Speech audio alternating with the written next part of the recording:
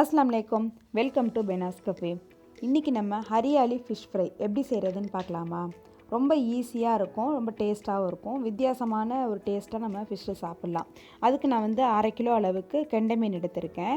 இது நடுவில் உள்ள பீஸாக தான் எடுத்திருக்கேன். ஸோ அதுக்கு தேவையான மசாலா எல்லாமே நம்ம ஃப்ரெஷ்ஷாக அரைச்சி எடுத்துக்கலாம். அப்போ உங்களுக்கு டேஸ்ட் இன்னும் நல்லா சூப்பராக இருக்கும். அதுக்கு 1 டீஸ்பூன் அளவுக்கு சீரகம், 1/2 டீஸ்பூன் மிளகு, 1/2 டீஸ்பூன் சோம்பு, 1 டீஸ்பூன் மல்லித்தூள், 1/4 டீஸ்பூன் மஞ்சள் தூள், அதுக்கப்புறம் ஒரு கைப்பிடி அளவு மல்லி இலை, ஒரு 10 சின்ன வெங்காயம், 2 பூண்டு, ஒரு துண்டு இஞ்சி, காரத்துக்கு தகுந்த மாதிரி பச்சை மிளகாய். நான் இன்றைக்கி ஒரு 3 பச்சை மிளகாய் அளவுக்கு எடுத்திருக்கேன். இது எல்லாத்தையுமே நம்ம மிக்ஸி ஜாரில் சேர்த்து நல்ல ஒரு பேஸ்ட்டாக அரைச்சி எடுத்துக்கணும். தண்ணி ரொம்ப சேர்க்கக்கூடாது.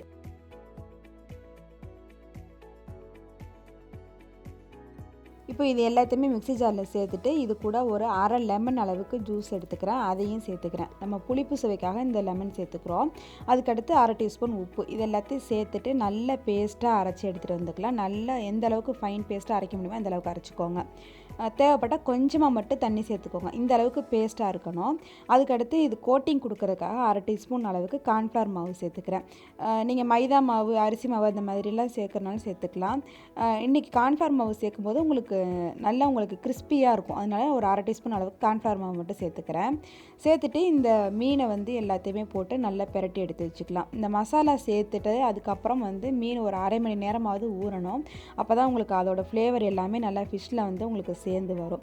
ஸோ இது எல்லாத்தையுமே நான் நல்லா பிரட்டி எடுத்து வச்சுட்டேன். இதை மூடி வச்சு ஃப்ரிட்ஜில் ஒரு 1/2 மணி நேரம் வச்சிட்றேன். ஃப்ரிட்ஜில் வச்சு நம்ம பொரிக்கும்போது மீன் நல்லா கிறிஸ்பியாக வரும்.